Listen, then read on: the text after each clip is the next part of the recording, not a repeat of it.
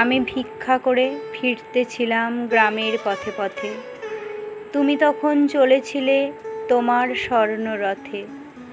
অপূর্ব এক স্বপ্ন সম লাগতেছিল চক্ষে মম।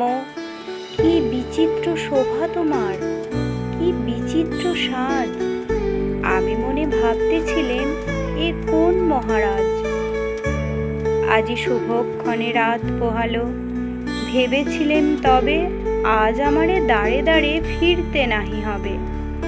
বাহির হতে নাহি হতে কাহার দেখা পেলেম পথে। চলিতে রথ ধনধান্য ছড়াবে দুই ধারে। মুঠা মুঠা কুড়িয়ে নেব, নেব ভারে ভারে। দেখি সহসা রথ থেমে গেল আমার কাছে এসে। আমার মুখপানে চেয়ে নামলে তুমি হেসে। দেখে মুখের প্রসন্নতা জুড়িয়ে গেল সকল ব্যথা। হেনকালে কিসের লাগি তুমি অকস্মাৎ আমায় কিছু দাও গো, বলে বাড়িয়ে দিলে হাত।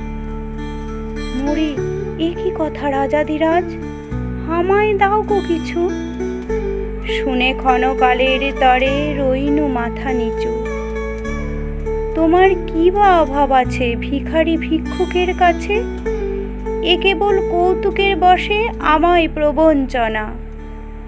ঝুলি হতে দিলেম তুলে একটি ছোট কণা। যবে পাত্রখানি ঘরে এনে উজাড় করি, এ কি ভিক্ষা মাঝে একটি ছোট সোনার কণা দেখি।